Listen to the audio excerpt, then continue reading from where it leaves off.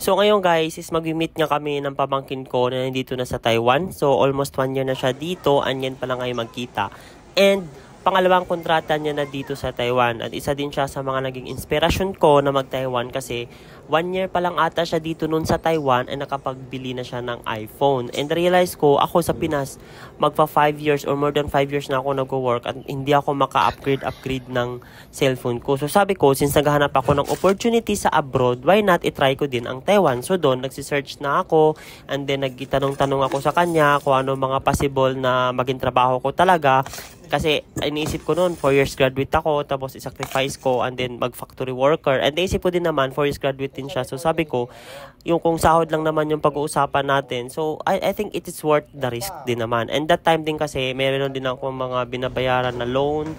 And sabi ko, hindi ako makapag-invest nito sa kondo kung yung sahod ko is ganito lang. So gusto ko yung mas mabilisan kasi ang sabi ko noon, ang edad ko ay hindi bumabata. Before ako umalis, syempre, nag-breakfast muna ako. Usually, nag-oats lang ako. And lagyan ko na lang gatas. So, parang, actually guys, nakakatipid ako dito sa oats na to. And ang ginagawa ko lang ngayon is 1 rice per day. Pero minsan, nagto 2 rice din ako per day. And pumunta muna kami sa park. And naglalakad kasi pupunta kami doon sa binibilhan namin ng fruits. And dito guys, sa mga fruits nila dito, ang sobrang laki. And ito na-appreciate ko dito talaga sa Taiwan is yung park. Kasi dyan ako usually nagja-jogging and malapit lang yan sa dorm namin. And preserve na preserve talaga yung nature. Alam mo yun, nagja-jogging ka, tapos yung fresh yung hangin, tapos may makikita kang mga ibon, tapos mga sari-sari na mga insects na safe naman syempre. So yan, bumili na kami ng prutas and yan yung parang pang kinakain ko if nagugutom ako kasi pag kumakain ako ng chocolate or mga chichirya, bad naman sa health. So day off ko ngayon guys and ayun, galing lang ako ng bumili ng prutas and then mag-meet kami ng pamangkin ko. So almost 1 year na ata siya dito sa Taiwan and pangalawang kontrata niya na. So ayun, i-meet ko siya. And siya yung parang tinatanungan ko dati nung nag-a-apply ako kasi na-inspired ako sa kanya kasi wala pa siyang isang taon dito sa Taiwan. Nakabili siya ng iPhone. Tapos ako, nagtatrabaho ko sa Pinas for more than 5 years na. Hindi nga ako makabili-bili ng parang iPhone. So, ayun. Napinorso ko yung mag-Taiwan. And for the record, nakaya akong bumiyahe ngayon na mag-isa. So, dito kasi sa Taiwan, guys, sobrang madali lang dito kasi meron silang app kung saan ka pwede tumingin ng mga travel time or yung mga bus number na nagbabiyahe kung saan ka pupunta. So, itatrack mo lang yon, titingnan mo lang yon, and then you're good to go na. And then, if magtatanong ka naman sa mga locals nila dito, tutulungan ka naman nila. So, pag nandito ka sa Taiwan, you are very safe if magbiyahe ka at hindi ka malulost. Kasi meron naman silang track. Wag lang talagang mag-lowbat yung cellphone mo. And sa time nga yan, guys, nung pagbaba ko sa bus station, since malayo pa yung pamangkin ko, is nakabook ako ng Uber. Ang Uber is Tesla. So, sobrang na-ignorante ako dyan talaga. Sobra, na-amaze ako kasi that is one of my goal na nag-Uber ako. Sana makapag-book ako ng Uber na Tesla. And it happens. So, diba? So, if you really want to achieve your goal, kailangan mo lang i-manifest na maano mo siya, makamit mo siya and sa always every day or sa sometime na iniisip mo siya and mangyayari talaga siya. So yan, ako sobrang ko dyan, sobrang thankful ako kasi ang saya ko, simpleng bagay pero para sa akin guys is masaya na ako dyan kasi sino ba na magakala, diba? Tesla is one of the best car in the world and tingnan nyo naman, naka-see-through yung sa taas. So talagang ignorante ako dyan, tapos kinausap ko pa yung driver kung okay lang mag-video, sabi niya, yeah, it's okay, that just do what you want to do and yun, inalaw niya ako na mag-take ng video. So ayun, grateful lang ako sa time na yan. So if gusto nyo rin, so mag-install na kayo ng Uber and then mag-Uber lang kayo.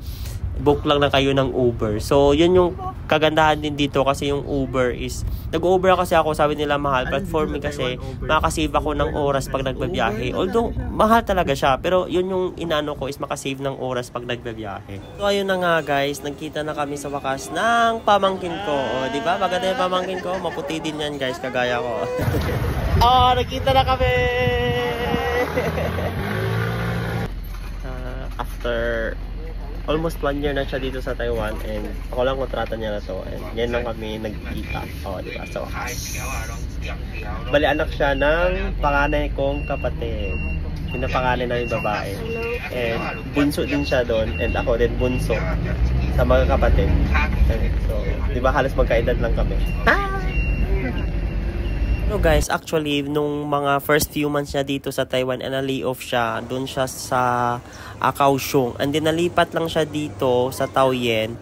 And since dito rin yung company niya dati, yung dating company niya dati is Gigabyte.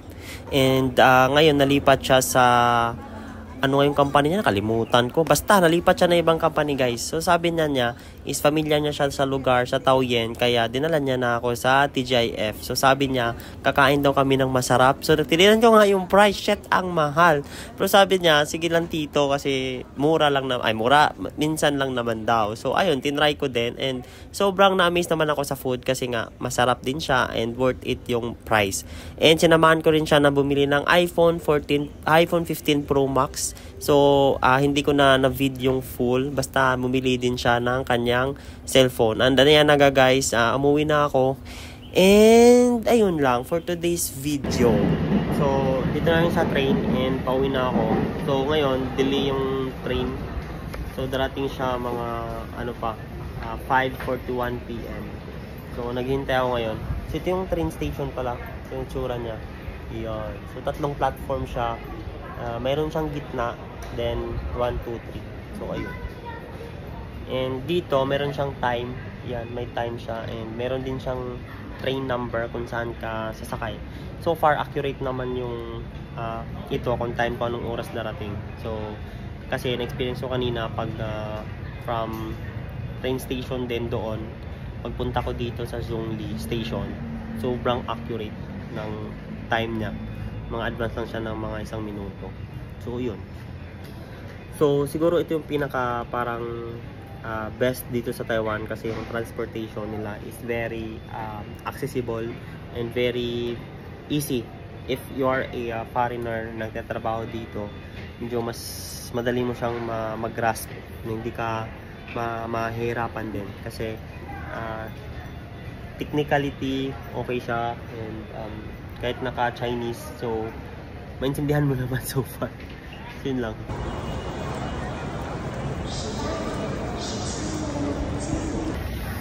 Guys, antok nga ako. So, thank you so much for watching.